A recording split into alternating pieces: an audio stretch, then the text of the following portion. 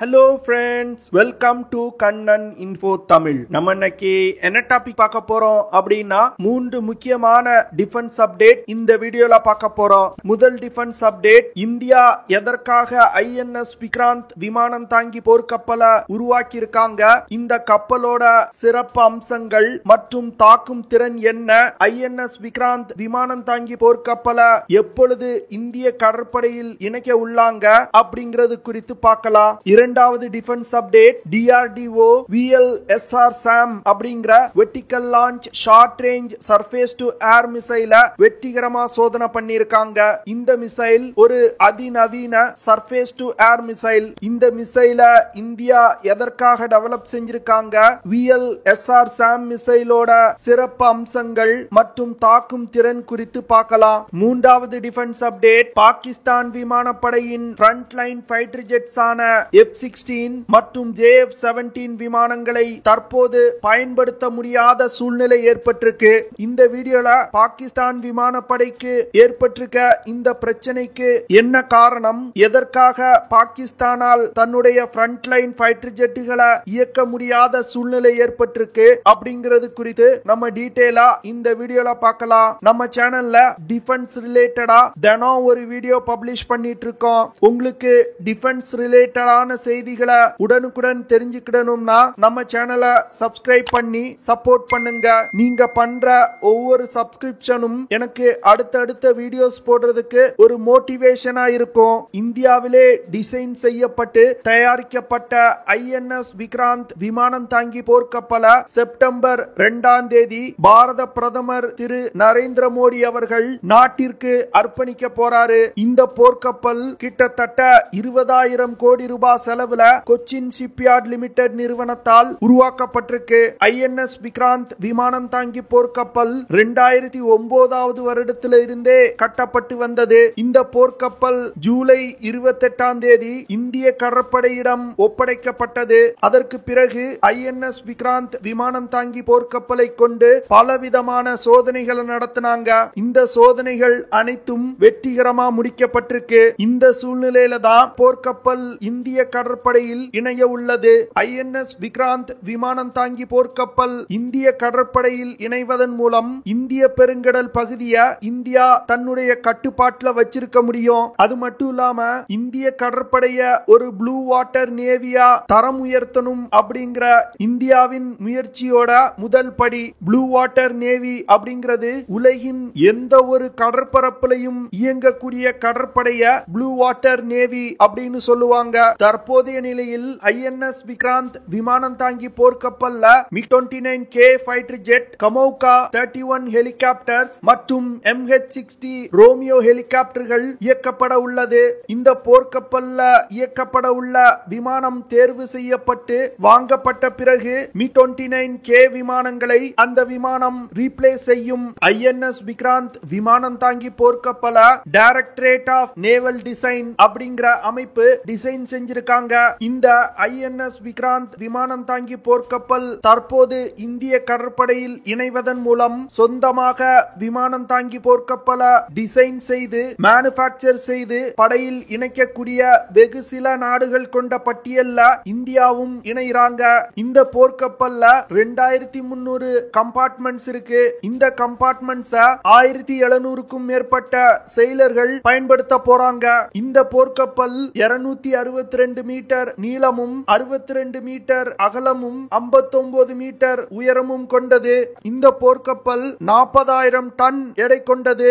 INS Vikrant விமானம் தாங்கி போர்க்கப்பல்னால அதிகபட்சமா 52 km/h வேகத்துல பயணிக்க முடியும். இந்த போர்க்கப்பல்னால தொடர்ந்து 7500 கிலோமீட்டர் தூரம் வரைக்கும் பயணிக்க முடியும். இந்த விமானம் தாங்கி போர்க்கப்பலோட பிளைட் டெக்கின் அகலம் 2 ஃபுட்பால் கிரவுண்டுக்கு சமமானது. இந்த விமானம் தாங்கி போர்க்கப்பல்ல அனைத்து விதமான ஃபெசிலிட்டிகளும் இருக்கு. குறிப்பா சொல்லணும் அப்படின்னா ஒரு ஹாஸ்பிட்டல் காம்ப்ளெக்ஸே இந்த போர்க்கப்பல்ல இருக்கு. இந்த போர்க்கப்பல்ல 8 பவர் ஜெனரேட்டர்கள் பொருத்தப்பட்டிருக்கு. இந்த 8 பவர் ஜெனரேட்டர்கள் மூலமா ப்ரொடியூஸ் பண்ணக்கூடிய பவரை கொண்டு கொச்சின் நகரத்திற்கு முழுவதும் எலக்ட்ரிசிட்டி சப்ளை செய்ய முடியும். அப்போ இந்த போர்க்கப்பல் எவ்வளவு பிரம்மாண்டமா இருக்குன்னு பாத்துக்கங்க.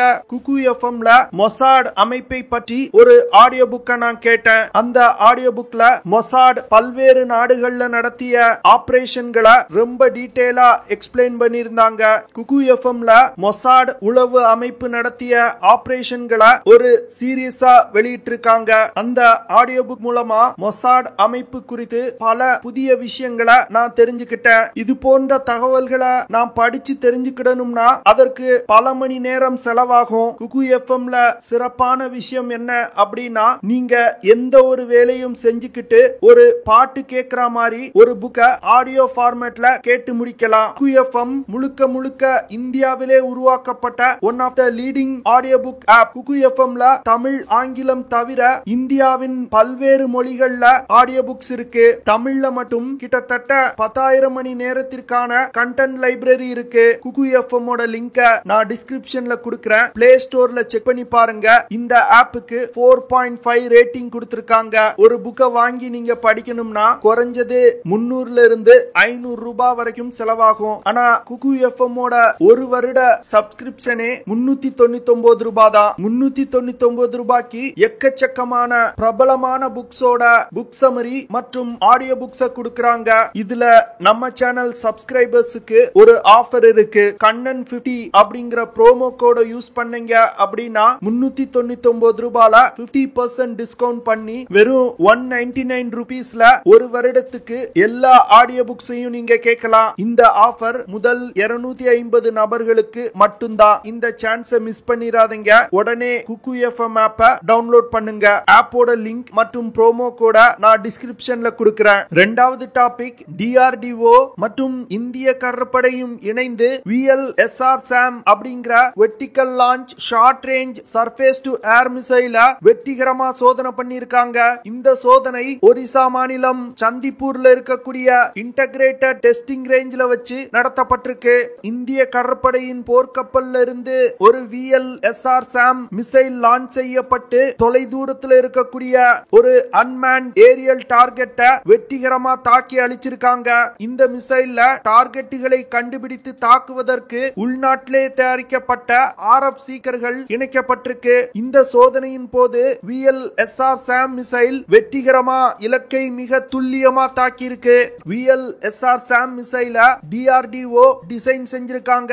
இந்த மிசைல பாரத் டைனமிக்ஸ் லிமிடெட் நிறுவனம் தயாரிச்சிருக்காங்க. VLSR SAM மிசைல் 154 கிலோகிராம் எடை கொண்டது. இந்த மிசைல்ல ஹை எக்ஸ்ப்ளோசிவ் ப்ரீ பிராக்மெண்ட் வார்ஹெட்களை எடுத்து சென்று தாக்குதல் நடத்த முடியும். VLSR SAM மிசைல்கள் சாலிட் ப்ரொப்பல்லன்ட் ராக்கெட்டால் இயக்கப்படுது. இந்த மிசைல் திட எரிபொருளை பயன்படுத்தி இயங்கக்கூடிய மிசைல். VLSR SAM மிசைல்னால குறைந்தபட்சம் 40 கிலோமீட்டர்ல இருந்து அதிகபட்சமா 50 கிலோமீட்டர் தூரத்துல உள்ள ஏரியல் டார்கெட்ஸ மிக துல்லியமா தாக்கி அழிக்க முடியும். இந்த மிசைல்னால அதிகபட்சமா 15 கிலோமீட்டர் உயரத்துல பறக்க முடியும். VLSR SAM மிசைல்னால மாக் 4.5 அப்படிங்கிற வேகத்துல பறந்து சென்று இலக்கை தாக்க முடியும். அதாவது ஒலியின் வேகத்தை விட 4.5 மடங்கு வேகமா சென்று இலக்கை தாக்கும். இந்த VLSR SAM மிசைல பிரத்யேகமா இந்திய கடற்படையின் போர்க்கப்பல்களை நோக்கி வரக்கூடிய வான் அச்சுறுத்தல்களை தாக்கி அளிப்பதற்காகவே உருவாக்கப்பட்டிருக்கு. குறிப்பா சொல்லணும் அப்படின்னா போர் விமானங்கள், ஹெலிகாப்டர், க்ரூஸ் மிசைல் போன்ற பலவிதமான ஏரியல் டார்கெட்ஸ இந்த மிசைலை கொண்டு தாக்கி அழிக்க முடியும். இந்த மிசைல்னால கப்பல்களை நோக்கி வரக்கூடிய சீ ஸ்கிம்மிங் மிசைல்களை கூட தாக்கி அழிக்க முடியும்னு சொல்றாங்க. சீ ஸ்கிம்மிங் மிசைல் அப்படிங்கிறது கப்பல்கள்ல இருக்கக்கூடிய ரடார்கள்ல இருந்து தப்பிப்பதற்காக குறைவான உயரத்துல பறந்து சென்று கப்பல்களை தாக்குவதுதான் சீ ஸ்கிம்மிங் அப்படின்னு சொல்லுவாங்க. அப்படி வரக்கூடிய மிசைல்களை கூட இந்த VLSR SAM மிசைல் தாக்கி அழிக்கும். மூன்றாவது டாபிக், பிப்ரவரி 26, 2019 புல்வாமா தாக்குதலுக்கு பதிலடி கொடுக்கும் விதமா இந்தியா பாலகோட் ஏர் ஸ்ட்ரைக் பண்ணாங்க. இந்த ஏர் ஸ்ட்ரைக்ல ஜெய்ஷே முகமது தீவிரவாத இயக்கத்தின் கேம்ப் தாக்கி அழிக்கப்பட்டது. இந்த தாக்குதல்ல 300க்கும் மேற்பட்ட தீவிரவாதிகள் கொல்லப்பட்டாங்க. இந்தியாவின் இந்த பாலகோட் ஏர் தாக்குதலுக்கு பதிலடி கொடுக்கும் விதமா அதற்கு அடுத்த நாள் பாகிஸ்தான் தன் விமானப்படையில் உள்ள F-16 மற்றும் JF-17 விமானங்களை கொண்டு ஜம்மு அண்ட் காஷ்மீர்ல இருக்கக்கூடிய பீர்பாஞ்சல் பகுதியில தாக்குதல் நடத்தினாங்க. பாகிஸ்தான் பாகிஸ்தானின் இந்த பதில் தாக்குதலின் போது இந்திய விமானப்படையின் wing commander Abhinandan Mi-21 bison விமானங்களை கொண்டு F-16 விமானங்களை சுட்டு வீழ்த்தினாரு. இந்த தாக்குதலின் போது பாகிஸ்தான் அமெரிக்காவிடம் இருந்து வாங்கிய F-16 விமானங்களை தான் இந்திய எல்லைக்குள் ஊடுருவ செய்து தாக்குதல் நடத்தினாங்க. சீன தயாரிப்பு JF-17 விமானங்கள் பாகிஸ்தான் எல்லைக்குள் இருந்து கொண்டு கண்காணிக்க மட்டுமே செய்தது. இப்போ பாகிஸ்தான் விமானப்படையால் இந்த 2 விமானங்களையுமே இயக்க முடியாத சூழ்நிலை ஏற்பட்டிருக்கு. அதாவது அமெரிக்கா 2016 இருந்து பாகிஸ்தான் விமானப்படையில் உள்ள 75க்கும் மேற்பட்ட F-16 விமானங்களுக்கு தேவையான ஸ்பேர் பார்ட்ஸ் மற்றும் ஆயுதங்களை சப்ளை செய்ய மறுக்கிறாங்க. 2016 பாகிஸ்தான் அமெரிக்காவிடம் இருந்து கூடுதலா 8 F-16 Block 52 விமானங்களை கேட்டாங்க. இந்த 8 விமானங்களின் மதிப்பு கிட்டத்தட்ட 699 மில்லியன் அமெரிக்க டாலர். ஆனா அமெரிக்கா இந்த விமானங்களை பாகிஸ்தானுக்கு கொடுப்பதற்கு மறுத்துட்டாங்க. இதனை தொடர்ந்து F-16 விமானங்களை வேறு நாடுகளிடமிருந்து வாங்கலாம் அப்படின்னு முயற்சி செய்தாங்க. ஆனா அந்த நாடுகள் அமெரிக்காவுடைய ஒப்புதல் இல்லாமல் பாகிஸ்தானுக்கு F-16 விமானங்களை சப்ளை செய்ய முடியாது அப்படின்னு சொல்லிட்டாங்க. அதனால பாகிஸ்தானுடைய இந்த முயற்சியும் தோற்று போனது. பாகிஸ்தானுக்கு F-16 விமானங்களை அமெரிக்கா சப்ளை செய்ய மறுப்பதற்கு காரணம் இந்த விமானங்களை கொண்டு இந்தியா மீது தாக்குதல் நடத்தியதுதான். முதல்ல பாகிஸ்தான் நாங்க F-16 விமானங்களை தாக்குதலுக்கு பயன்படுத்தவே இல்ல அப்படின்னு மறுத்தாங்க. அதற்கு பிறகு இந்தியா ஆதாரங்களை அமெரிக்காவிடம் கொடுத்ததும் ஆமா நாங்க பயன்படுத்தணும் அப்படின்னு சொன்னாங்க. அமெரிக்கா இந்த F-16 விமானங்களை ஆப்கானிஸ்தான்ல உள்ள தீவிரவாதிகள் மீது தாக்குதல் நடத்துவதற்காக தான் பாகிஸ்தானுக்கு கொடுத்திருக்காங்க. இந்த விமானங்களை வேறு நாடுகள் மீது தாக்குதல் நடத்துவதற்கு பயன்படுத்தக்கூடாது அப்படிங்கிற கண்டிஷனோடு தான் அமெரிக்கா கொடுத்திருந்தாங்க. ஆனா பாகிஸ்தான் இந்த கண்டிஷனை மீறினதுனால அமெரிக்கா இந்த விமானங்களை பாகிஸ்தானுக்கு சப்ளை செய்ய மறுக்கிறாங்க. அது மட்டும் இல்லாம சமீப காலமா இந்திய அமெரிக்க உறவுல ஒரு மிகப்பெரிய முன்னேற்றம் ஏற்பட்டிருக்கு. அதனால அமெரிக்கா இந்தியாவை பகைத்து கொண்டு பாகிஸ்தானுக்கு F-16 விமானங்களை கொடுக்க முன் வரல. ஏன்னா அமெரிக்காவுக்கு சீனாவை எதிர்ப்பதற்கு இந்தியாவின் தயவு தேவை.